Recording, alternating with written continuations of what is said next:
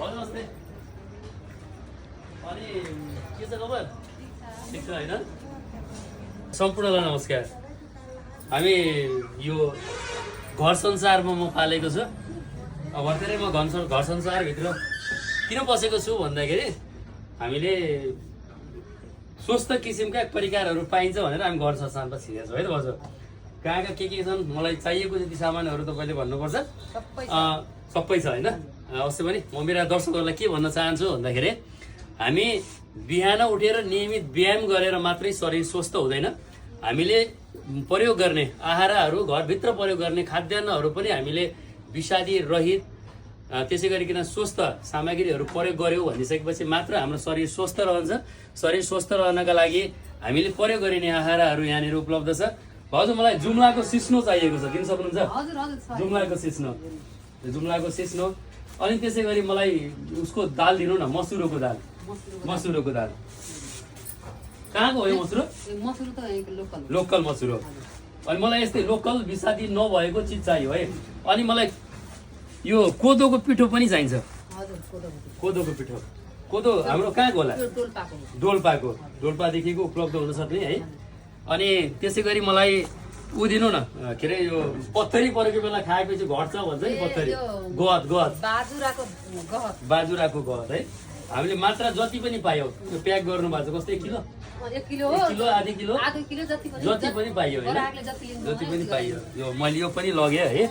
अनि त्यसै गरी अरू के छ स्पेसल? जस्तो हाम्रो यहाँ आइसकेपछि त्यो सिमीको दाल भन्छ नि,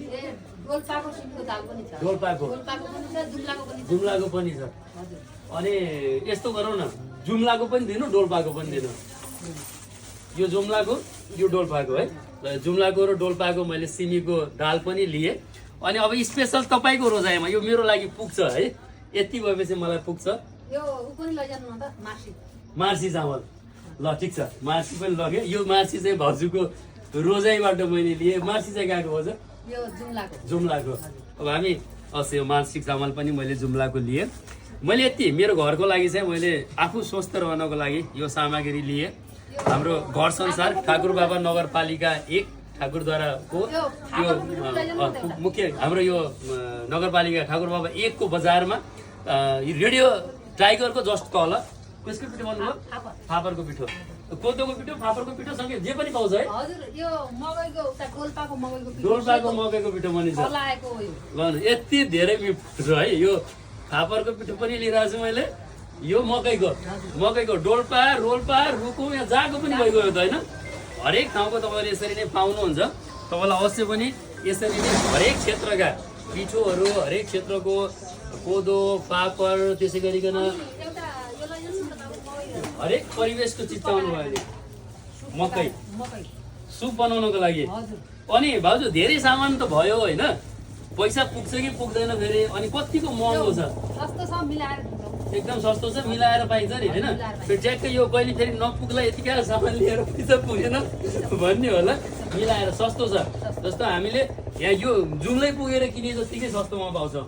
जस्तो जहाँबाट हामीले किनेका छौँ नि, जस्तो रेटमा मानौँ हामीले डोल्पा गएर यो किन्दैछौँ भने जुन रेटमा हामीले डोल्पामा मैले यो पाउँछु नि, त्यही रेटमा पाउँछु नि मैले होइन? यस्तो राम्रो मिलाएर दिनुभएको छ। ल अवश्य अहिले बिलिङ गरिसकेपछि तपाईँले मिलाउनुहुन्छ अवश्य पनि। ठिक छ, टिमुर पनि लगाउँ। पैसा पुग्छ के र? सस्तै छ होइन? ल मैले टिमुर चाहिँ गएको